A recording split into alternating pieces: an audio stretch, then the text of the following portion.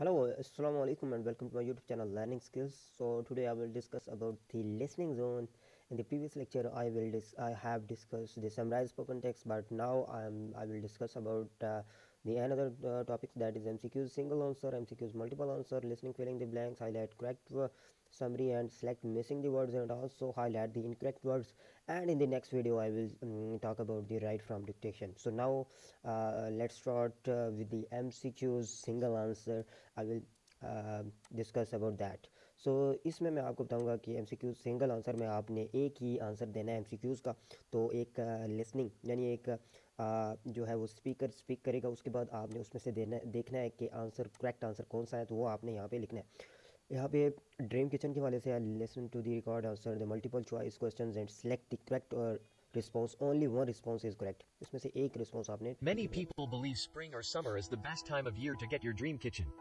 Not so fast. Those seasons may be the most popular time of year for a project such as this, but when you take a deeper dive into the world of home remodeling, you'll find October and November are actually the best times to remodel your kitchen. By taking advantage of the fall season, you can get your project done before the holidays and save a ton of money. Slower season means better values. Spring and summer may seem the ideal time to begin a remodel project, but it's the busy season for contractors and retailers know it. High demand can mean higher prices and longer lead times to get things done. More people are recognizing this and getting their kitchen done in the fall.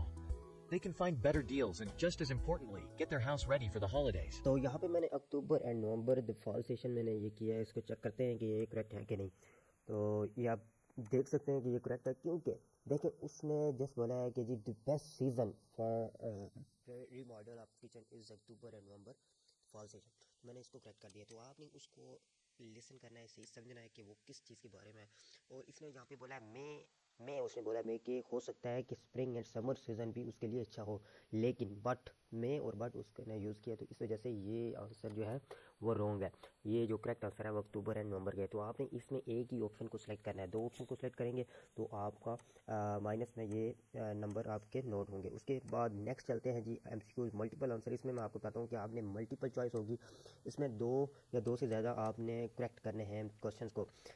तो इसमें मैं आपको बताता हूँ कि इसमें भी वही सेम सीन होगा कि वो स्पीक करेगा. उसमें आपने बताना है कि इसमें कौन सा आंसर करेक्ट है. आपने दो आंसर इसमें करेक्ट करने हैं, दो आंसर आपने ठीक लिखने हैं. In today's digital world, there is no denying the benefits of technology in education. However, despite technology's ability to provide students with countless books and online literacy development tools, too many students still struggle to read and too few discover the joys of becoming lifelong readers. According to a recent study in Reading Research Quarterly, despite substantial investments by educators in reading technology, the results have been disappointing. When reading independently, today's students are struggling more and comprehending less than their peers in 1960. तो यहाँ पे मैं आपको बताता हूँ कि ये correct है कि नहीं. इसमें चेक कर लेते हैं. ये दोनों करेक्ट हैं. क्यों करेक्ट है? क्योंकि उसने बोला है कि जी the speaker try to convey this paragraph. उसने इस पैराग्राफ को कैसे कन्वे किया? They very few students are able to discover the joy and big life से. ये उसने कीवर्ड्स बोला है, तो मैंने मेरे जहन में ये कीवर्ड्स आ गए, तो मैंने इसको करेक्ट कर दिया. उसके बाद उसने टेक्नोलॉजी के बारे में बताया था थोड़ा बहुत. तो टेक्नोलॉजी के बारे में उसने ये बताया कि बेनिफिट था एजुकेशन सेक्टर के लिए. तो ये मेरा करेक्ट हो गया. नेक्स्ट चलते हैं जी. उसके बाद है listening fill in the blanks. वो हम करते हैं, फिर मैं आपको बताता हूँ कि ये क्या सीन है इसमें. Listening fill in the blanks आपने एक लेसन करना है. उसके आखिरी जो पॉइंट होगा वो आपने यहाँ से करने हैं. फिलिंग द ब्लैंक्स आप सुनने के बाद आपने यहाँ पे लिख देना है वही फिलिंग द ब्लैंक्स जो वो बोल रहा है. If sea levels continues to rise, eventually the property becomes inundated and the real value of the property, the vast bulk of its value will be in the value of the land, which of course is then unusable. And that's of course not insured by properly insurance. Landowners and banks and other financial institutions that have lent money against the value of those properties are going to find that they suffer very serious losses, and it's not at all obvious at the moment who would compensate them. तो यहाँ पे उसने देखें if the cell उसने ये बोला है become के बाद. मैं बहुत ही स्ट्रक हो गई यहाँ पे कि बिकम के बाद उसने इंडोकेट इस तरह का वर्ड बोला है, तो मैंने जस्ट वो वर्ड लिख दिया. तो स्पेलिंग आपने बाद में ठीक करना है. जस्ट आपने वो वर्ड्स लिखते रहे ताकि आपको याद रहे कि आप ये वर्ड्स इंडोकेट है या प्रॉपर्टी है या कंपोसेट है. ये मैंने इंश्योर्ड INSURED ये ठीक है. प्रॉपर्टी PROPER प्रॉपर्टीज़ उसने बोला है. PROPERTIS properties. उसके बाद कंपनसेट उसने बोला है COMPEN compensate COMPEN SATE compensate, और उसने ये वर्ड बोला है इनोडेट। ये देखते हैं अभी कि ये ठीक होता है कि नहीं। सबमिट करते हैं इसको। तो ये आप देख सकते हैं कि जो पहला वर्ड था वो था इनोडेटेड था, इनोडेट नहीं था, तो ये मेरा गलत हो गया। बाकी वर्ड्स मेरे ठीक हैं, इंश्योर्ड, प्रॉपर्टीज़ और कंपोसेट। तो आपने भी ऐसे करना है। जस्ट वो जब बोल रहा हो तो आपने उसको शॉर्ट वर्ड्स लिख देने हैं, आप अपने समझने के लिए, अपनी याद दहानी के लिए कि वर्ड्स में इसका ये था कंप्लीट, तो ये आपने लिख देना है। ऐसे ही करना है, ठीक है। नेक्स्ट चलते हैं जी हाईलाइट करेक्ट समरी में। हाईलाइट करेक्ट समरी में चलते हैं क्योंकि टाइम बहुत शॉर्ट है और मैंने आपको ये कंप्लीट बताना है स्टेप बाय स्टेप। तो ये करते हैं। इसमें हाईलाइट करेक्ट समरी में ये है कि आपने इसको हाईलाइट करना है जो कि करेक्ट समरी हो। उसमें आपने एक ही हाईलाइट करेक्ट समरी करनी है, जैसे ये आप सिंगल आंसर में आपने बताया था इस तरह से। The phrase 6 degrees of separation suggests that only a minuscule measurement is what divides one person from another.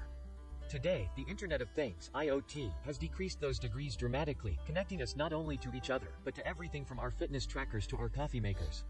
Consider this, according to a recent report by the Federal Trade Commission, the number of internet-connected devices tops 25 billion worldwide. And that number is expected to double in the next 5 years, according to experts cited in the report. In a world where everyone and everything is connecting, digital security is a must-have just as important as the lock on your front door or the keys to your house. Technology is revolutionizing the way consumers use cars, homes, workspaces, and everyday items, Representative Daryl Issa R. Califf told USA Today in a recent interview. These devices raise both opportunities and questions about regulatory policy, spectrum space, privacy, and more.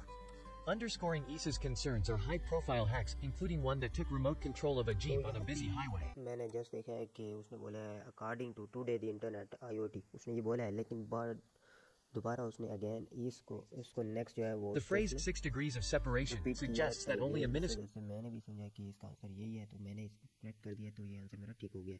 तो चलते हैं next जो कि है हमारे पास select missing the words. ये मैं आपको बताता हूँ कि मिसिंग द वर्ड्स उसको आपने सेलेक्ट करना है और उसको आपने यहाँ पे लिखना है।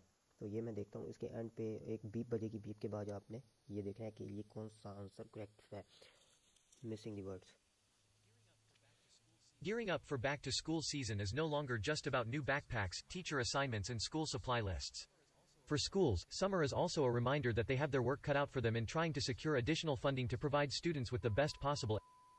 तो बेस्ट पॉसिबल के बाद क्या हो सकता है? एजुकेशन ही हो सकती है, क्योंकि स्कूल्स के बारे में उसने बताया, सारा कुछ स्कूल्स के ही बारे में बताया, तो एजुकेशन ही हो सकता है, बेस्ट पॉसिबल एजुकेशन। तो मैंने भी बेस्ट एजुकेशन ही कर दिया, तो ये आंसर मेरा ठीक हो गया। आपने ऐसे करना है, जो जिस चीज़ के बारे में बता रहा हो उसका आंसर ही एंड पे गिवन होगा, आपको पता चल जाएगा कि ये इस चीज़ के ही बारे में है। उसके बाद हाईलाइट करेक्ट इनकरेक्ट वर्ड्स पे चलते हैं हम। उसमें आपको बताता हूँ कि इसमें आपने क्या करना है।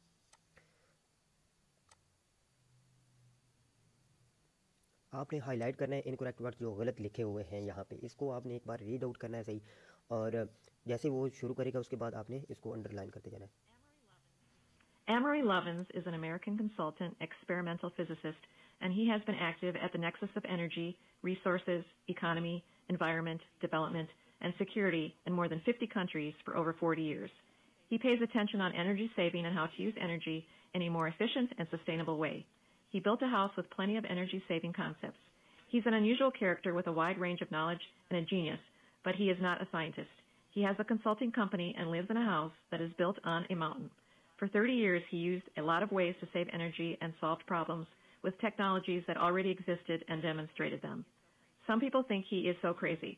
A female writer wrote a book about him, which is called Mr. Green. तो यहाँ पे मैंने उसके साथ साथ ही जैसे वो बोलता गया, स्पीकिंग करता गया, तो उसके साथ साथ मैं इसको अपना जो है कीबोर्ड का कर्सर वो मैं मूव करता गया हूँ, ठीक है, माउस मूव करता गया हूँ। तो ठीक है, जैसे उसने इज़ एन अमेरिकन वहाँ पे बोला है, यहाँ पे आप देख सकते हैं आर्मेनन है कंसल्टेंट, ठीक है ना। उसके बाद आपने उसने बोला है जी energy in a more dependent को इस तरह का वर्ड्स बोला है, तो डिपेंडेंसी लिखा हुआ है, तो इस वजह से मैंने इसको क्लिक कर दिया है। तो ऐसे ही आपने क्लिक करना है, जो जो वर्ड्स आप समझ रहे हैं कि ये गलत हैं तो आपने इसको क्लिक कर देना है। एक्स्ट्रा वर्ड्स को आपने क्लिक नहीं करना, क्योंकि ये नेगेटिव मार्किंग होती है, उसमें आपको आपके माइनस में ही नंबर आपको मिलेंगे। अगर आपने 2 ठीक किए हुए हैं तो 2 गलत किए हुए हैं तो आपको उसका 0 ही नंबर मिलेगा। तो आपने नेगेटिव मार्किंग नहीं करनी, तो आपने इसको जो जो आपको लगता है कि गलत है तो उसको आपने टिक करते जाना है, ठीक है। तो उसको करता हूँ सबमिट। आप देखते हैं ये मेरे तीनों ठीक हैं, तो तीन में से 3 नंबर मुझे मिल गया। अगर मैं एक ही गलत कर देता तो 3 में से मुझे 1 नंबर मिलता, क्योंकि 2 ठीक थे, 1 गलत था, तो 1 माइनस हो जाता, तो 1 नंबर उसका मुझे मिलता। तो उम्मीद करता हूँ कि आपको वीडियो अच्छी लगी होगी। इन चारों में से MCQ single answer, MCQ multiple answer, listening fill in the blanks, highlight correct summary, या सेलेक्ट मिसिंग द वर्ड्स, या हाईलाइट इनकरेक्ट वर्ड्स, इन सब में से अगर किस चीज़ की समझ नहीं आ रही, किसी एक पार्ट की समझ नहीं आ रही, तो मुझे कमेंट्स करें। इंशाल्लाह वो का पार्ट्स आप नीचे मुझे कमेंट्स में गिवन करवाएं कि इस पार्ट की मुझे समझ नहीं आई, तो इंशाल्लाह मैं आपको विद डिटेल समझाऊंगा और बताऊंगा भी कि आपने इसको कैसे रीड आउट करना है और कैसे इसमें से आपने गुड मार्क्स लेने हैं। वैसे तो लिसनिंग में जो इंपॉर्टेंट्स पार्ट हैं वो समराइज स्पोकन टेक्स्ट है, उसके बाद राइट फ्रॉम डिक्टेशन और सिलेक्ट मिसिंग द वर्ड्स, ये जो है, और ये लिसनिंग फिलिंग द ब्लैंक्स, ये इंपॉर्टेंट है। आपने इनको सही याद करना है। इंशाल्लाह उम्मीद है कि आप मार्क्स में अच्छे नंबर ले सकेंगे इंशाल्लाह। मिलते हैं नेक्स्ट वीडियो के साथ।